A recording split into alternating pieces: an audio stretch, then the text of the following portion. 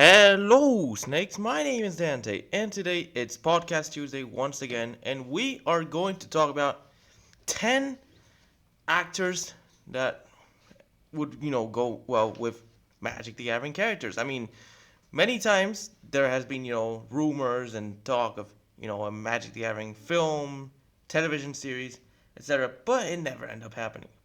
So, I'm gonna fan cast a few actors, for different planeswalkers, and I'll give my explanation behind why they'd fit, certain roles. And of course, we got the combo and non-bo at the end of all this.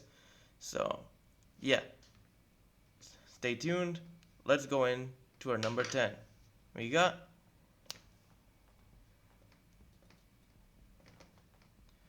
so this is Su-An Pian as Narset.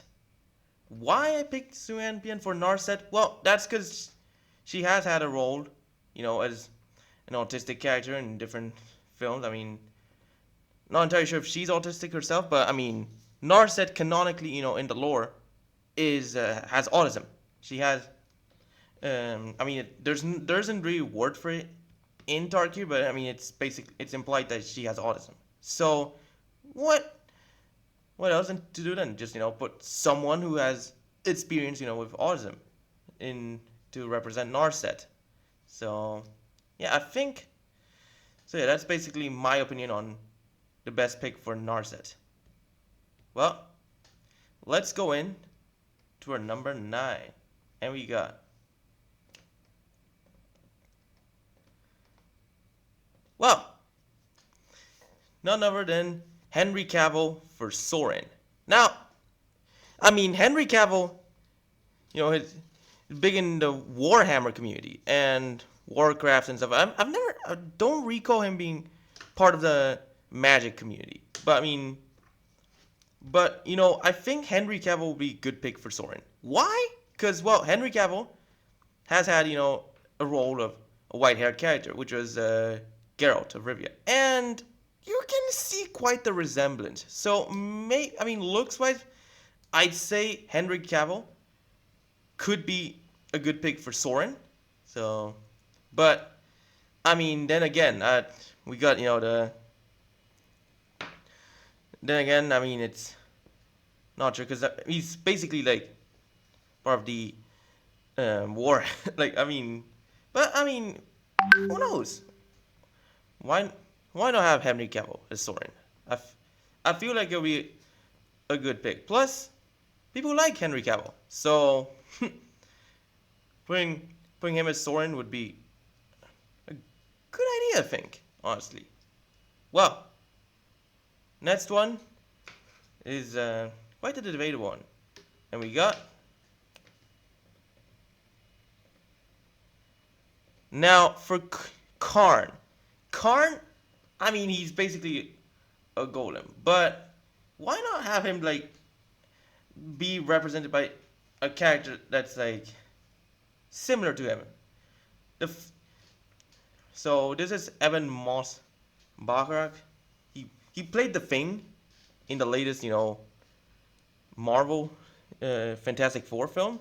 But I mean, anyone who played the Thing really could work well, like Michael Chiklis and yeah, it's just honestly there's like there are many different picks, but it depends honestly. So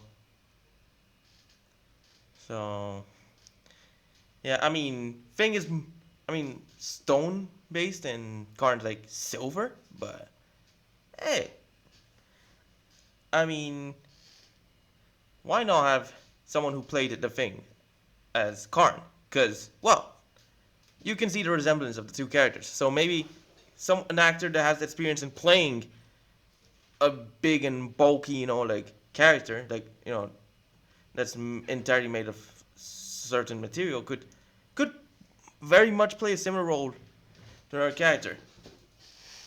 And yeah, even though they're different. I mean, the Thing is like clobber and bash. You know what I mean? But Karn's a pacifist, so there is still this different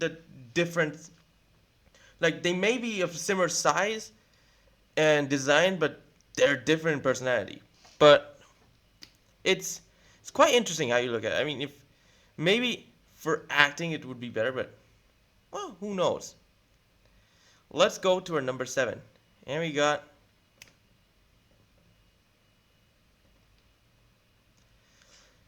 Benedict Cumberbatch as Jace.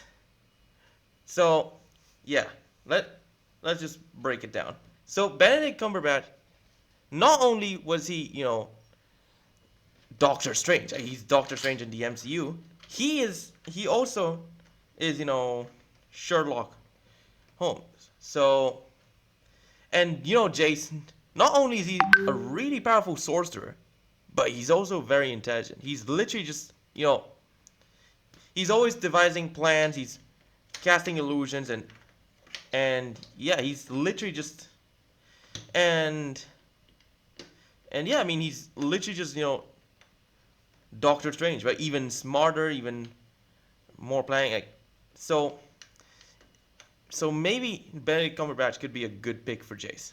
So because especially similar characters that he's played similar characters, so it would be a good pick to put Jace for him. So yeah, I mean if you think something else, then feel free, but I think this is the right pick.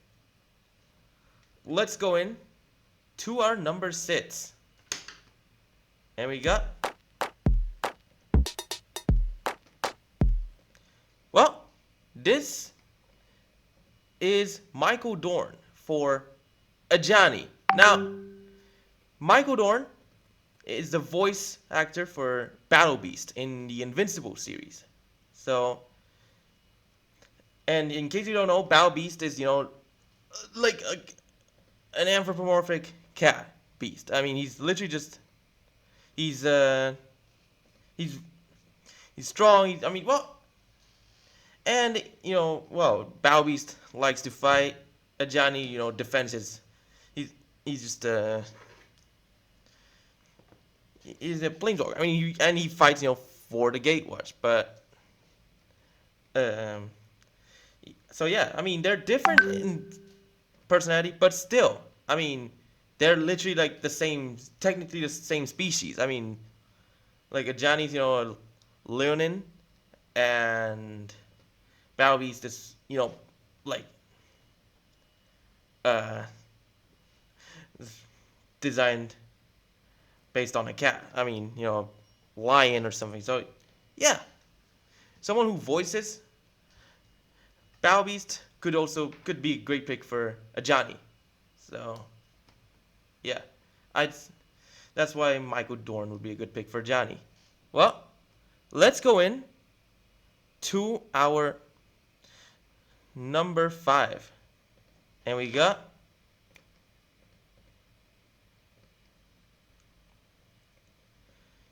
so this is Evangeline Lilly for Nisa. So Evangeline Lilly is I mean, there is like quite the resemblance. I mean, like I've seen some people saying that I've seen people compare planeswalkers to actors, and I mean some some artists like they draw planeswalkers like based on actors. I mean, to like to probably like bring attention to it. But I mean, well, I've seen people saying Nisa looked like Evangeline Lilly, so maybe Evangeline Lilly could be Nisa. I don't know. I mean, honestly, depends. Don't know much, but I mean, but yeah, you can see quite the resemblance.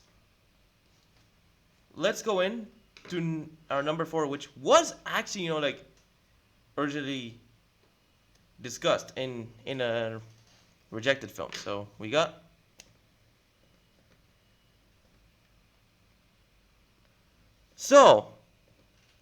Angelina Jolie for Liliana Vess. And yeah, this one is actually like something that was gonna happen. So explanation.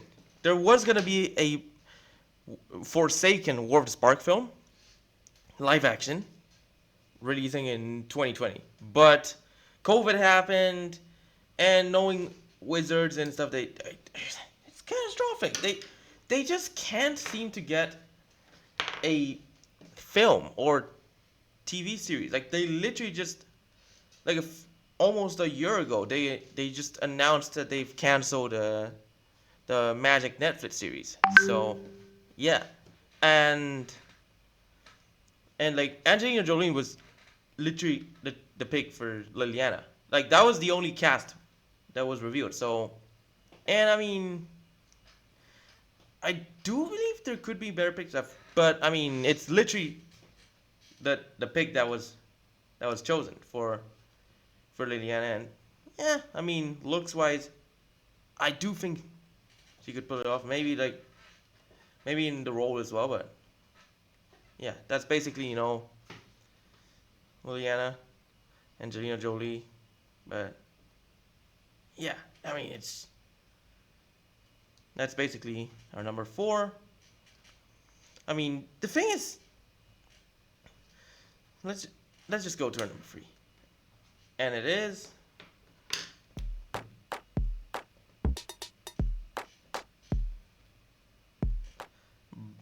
Brandon Roof for Gideon.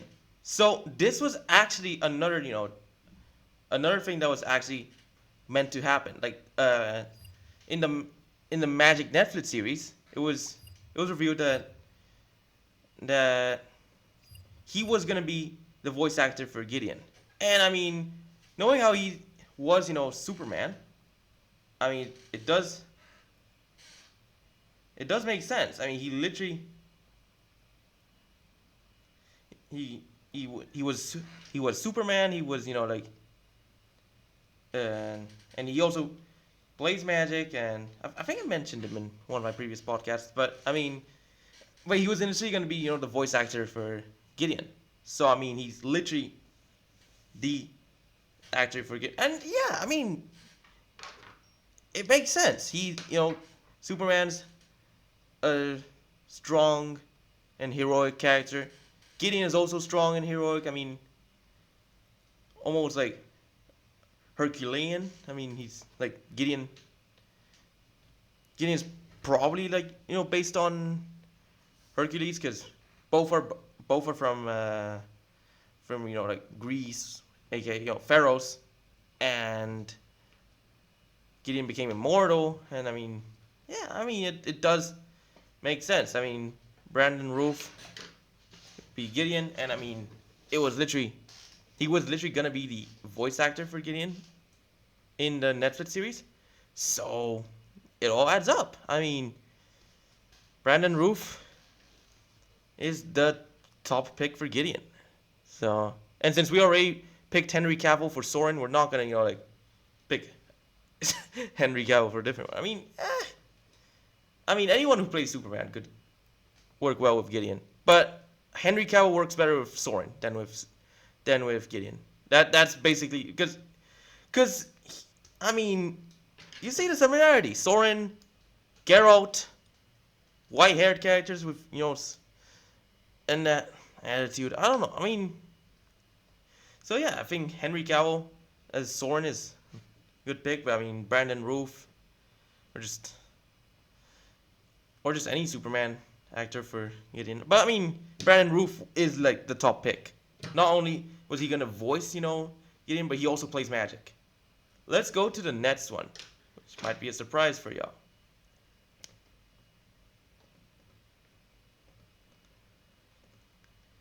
This is Roman Reigns for Sarkhan. I mean, Roman Reigns isn't really a Hollywood actor. He's a wrestler, but technically wrestling is acting, so he's technically an actor. I mean, if he ever makes a debut in Hollywood or just films stuff, I mean he'd be the best pick for Sarkhan. I mean, if The Rock and John Cena ended up becoming movie stars and stuff, I mean, I don't see why Roman Reigns one day wouldn't. But You see a similarity. Like, bro, the hairstyle, the tattoos, and Roman Reigns is literally the top pick for Sarkhan. Like, I mean, and plus, no, I mean, wrestlers literally have like the best acting. Like, similar, like it's like similar to theater. They have like they just they do their role in like one take, and they just they the fight and everything. It's very well designed, and I mean, of course, that's why why wrestlers who enter Hollywood become very successful, like The Rock, John Cena. I mean, Roman Reigns would be a really cool pick for Sarkhan, and plus there's like the bloodline and stuff. I mean, well, Sarkhan isn't like doesn't really have like the bloodline, but he's always has this connection with dragons. So, I mean, so there could be like this brotherhood energy that's coming from Sarkhan that Roman Reigns could replicate for the role. So that's basically why I picked Roman Reigns for Sarkhan, even though he's not really like a Hollywood actor, but he's a wrestler, so he's still technically an actor. Let's just go in to the last but not least.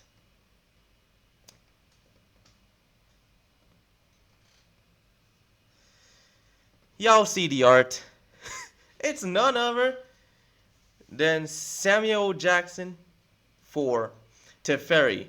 I mean, bro, you see the playmat? You see the art? I mean, honestly, it'd be.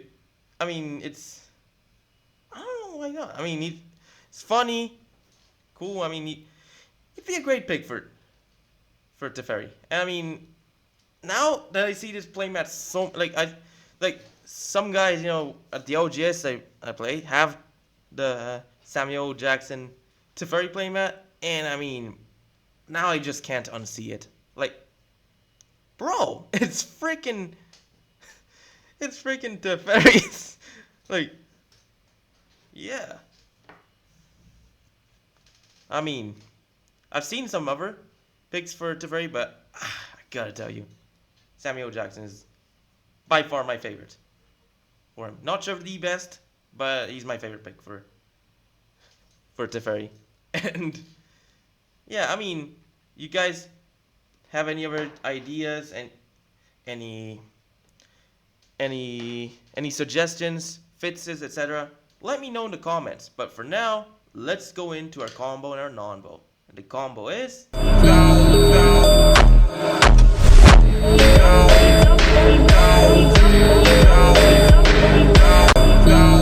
this is Village Bellringer, the Jolly Balloon Man, and Iron Mare. So, how this combo works?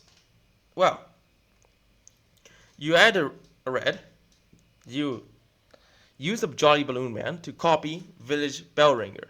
Village Bellringer untaps all your creatures, which will untap the Jolly Balloon Man and the Iron Mare. And Jolly Balloon Man, you can then use, Iron Mare to so Iron Mare is a mana supply. Jolly Balloon Man, it's like on the copies, and Village Bellringer just untaps. So it's really good because I mean you basically get infinite copies of a Village Bellringer that's a 1/1 flying haste. I mean balloons. Yeah. So I mean there are some. I mean if you use a Kiki or reflection of Kiki, I mean you could basically get without the mana rock, but Jolly Balloon Man gives it flying. So if by any chance non-flying somehow wouldn't work, I mean if the opponent has like infinite blockers or something, you just fly over and GG. Or bypasses moat as well, and similar cards that block non-flying attackers. So yeah, that's basically the Jolly Balloon Man combo. And plus you can use Jolly Balloon Man as your commander because it's red and white. CODZ is only red. So you cannot use, like Village Bell Ringer combo as, as your commander. There are different combos with CODZ though, but this is one that uses a white card instead of a red card. Let's go to a non-bow, which was designed in the same set. Apparently. Yeah, that's right. It is.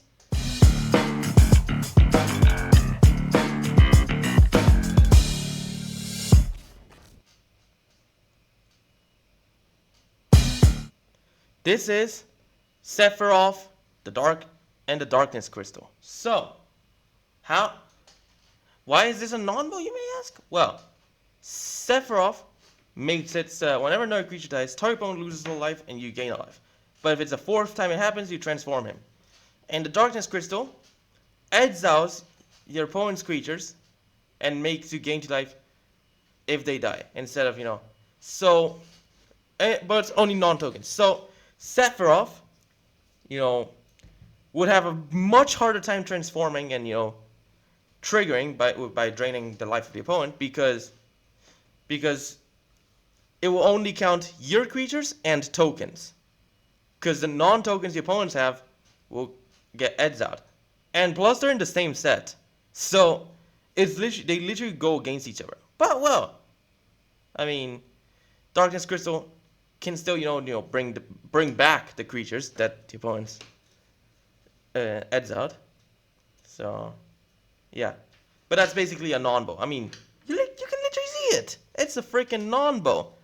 But other than that, congratulations. You've reached the end of the podcast. So why don't you like and subscribe and follow my Twitch channel via Android. Share friends. Stay tuned to the next videos, streams, and podcasts. Next podcast will be releasing 4:30 GMT. So stay tuned to it. Watch my other videos too. So, and yeah, just one new podcast releases every Tuesday. Same time. No issues. But yeah, thanks for watching. Hope you enjoyed it. And bye.